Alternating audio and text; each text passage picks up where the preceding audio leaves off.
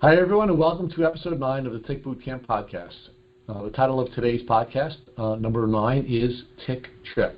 So, Matthew, today we are going to send my tick for a trip.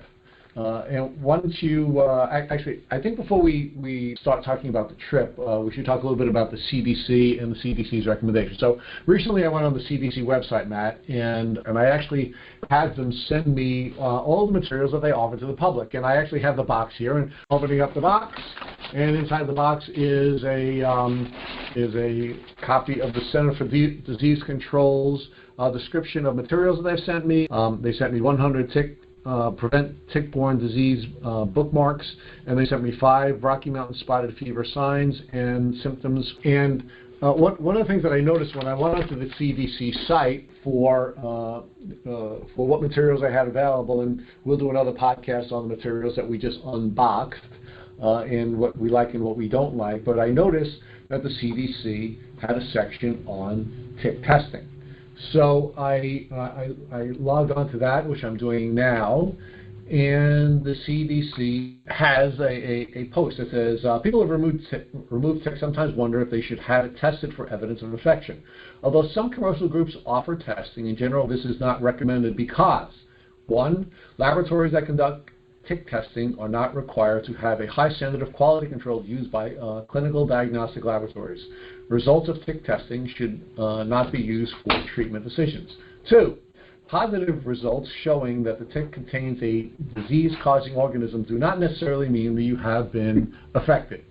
3, negative results can lead to false assurance. You may have been unknowingly bitten by a different tick that was infected. And 4, if you have been infected, you probably developed symptoms before results of the tick test are available. If you do become ill, you should not wait for tick testing results before beginning appropriate treatment. However, you may want to learn about various ticks. Different ticks live in different parts of the country and transmit different diseases. So, Matthew, what do you think about the CDC's recommendations regarding tick testing? It is completely wrong.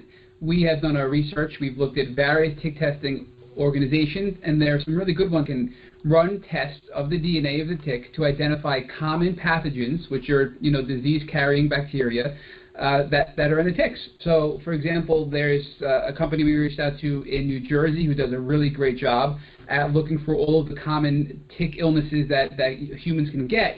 And they actually run a DNA test on these ticks to identify if the tick has those diseases and what your risk is as a human being bitten by that tick. So, Matt, what I think is most interesting about this recommendation is it seems to be in line with the behavior that I witnessed from my doctor's office when I brought my tick in.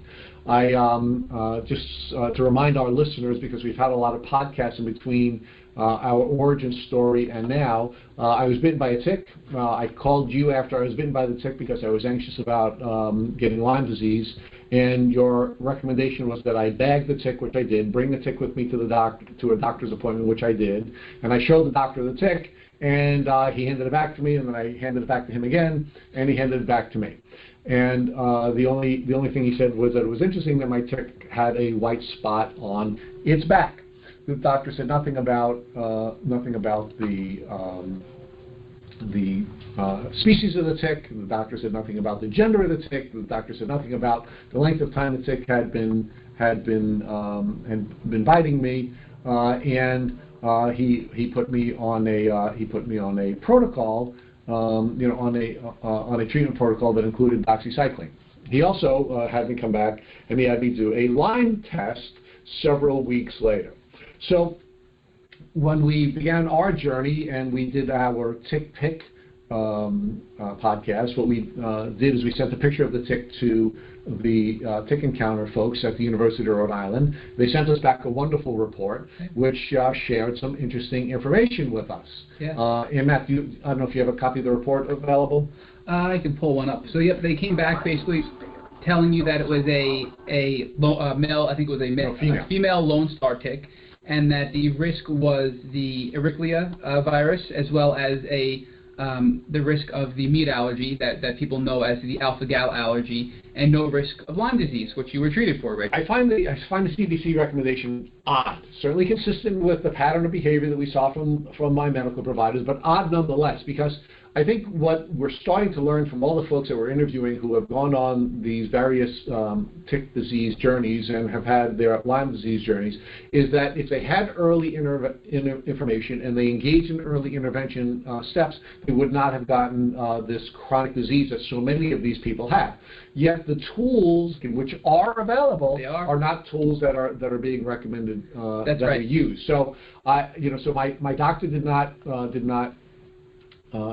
know what species of tick I was bitten by, did not know what my risk of Lyme disease was, treated me for Lyme disease, tested me for Lyme disease, and had he information that was easily available to him from the University of Rhode Island, he would have known that the Lyme disease test was unnecessary and the treatment protocol would have been different. So it is important that we empower ourselves with this information, and if we empower ourselves with this information, we are more likely to make wise decisions, because it really does seem like we're on our own when it comes to tick-borne diseases, right? Tick-borne diseases. So, Rich, one of the things that I just noticed was I did a quick Google search while you were talking for tick testing facilities, and 17 hours ago, this article was posted by ABC News that a Pennsylvania lab offers free tick testing. So the East Stroudsburg University now has a tick research lab and is offering free tick testing. It not only tests for Lyme disease, but it also tests for other common infections which cause disease in humans, such as babesiosis, anaplasmosis, as well as the Powassan virus, which is actually a really serious virus that causes swelling of the brain. So these facilities exist. And death. And death, right. So these facilities exist. If you live in Pennsylvania, this is a free resource that has no cost to the residents of Pennsylvania. And it's something everybody should do, I think, because it gives them information they wouldn't have had without sending this away for testing their tick.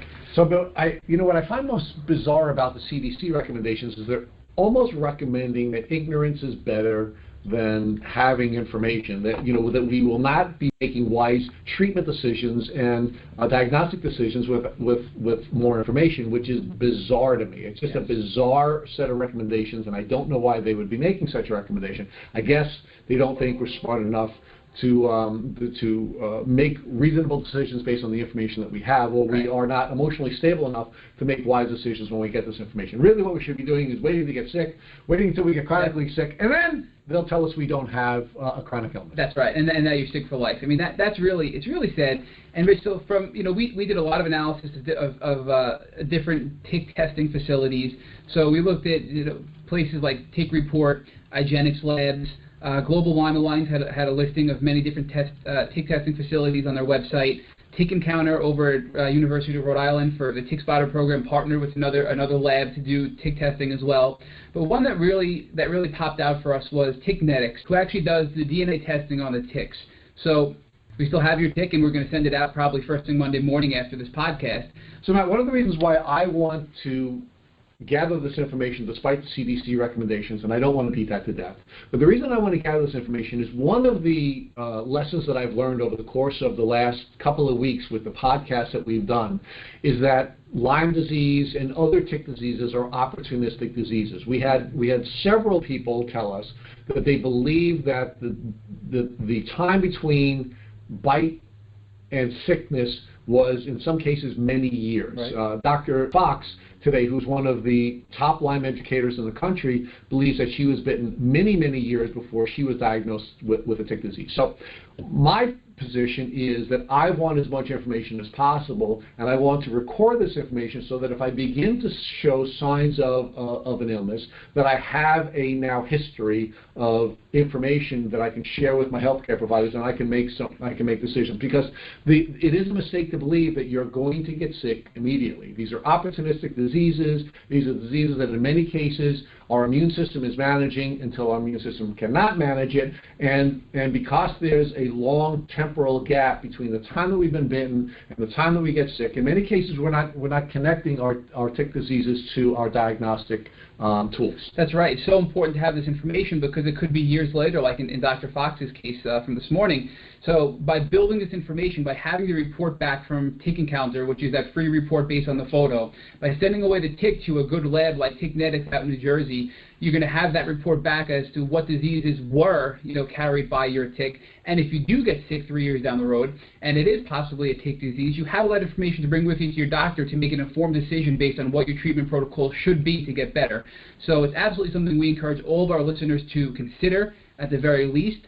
And we're going to be sending away your tick as we noted, and we really think this is something that we need to stress to people. There are tools available, and they should really take advantage of these tools. If they find a tick and they happen to remove it, send it away, get it tested. It's at a very small rate through third parties like Ticknetics, and if you live in Pennsylvania, you can even get it done for free. So Matt, there's just a great deal of information that's now going to be available to me. Because of the University of Rhode Island, in their free report, I discovered the type of tick that I was bitten by, the gender of that tick, and the amount of time that tick was feeding on me, which of course is significant because the length of time a tick is feeding on you is going to have an impact on whether or not it can spit various diseases and or cause us to have an allergic reaction. So I have that information now that I did not have when I went to work with my doctor's office. Now I'm going to be able to determine exactly what types of bacteria and viruses and pathogens that are in the particular tick that had bitten me, and I can combine that information with the information that I received from the University of Rhode Island, and I'm going to be able to do that for less than $110. Of course, Matt, one of the main reasons that we decided that we were going to do this podcast is because although there was a lot of information about ticks, and although there was a lot of information about tick diseases on the internet and other places, there was very little actionable information. And what we want to do is we want to develop actionable information for folks so that they can very quickly decide what steps they should take in order to be able to protect themselves and their families from tick diseases. That's right. So, folks, I want to thank you again for listening to our podcast. I'm Rich Johannesson. I'm Matt Sabatello. And this is Tick Boot Camp.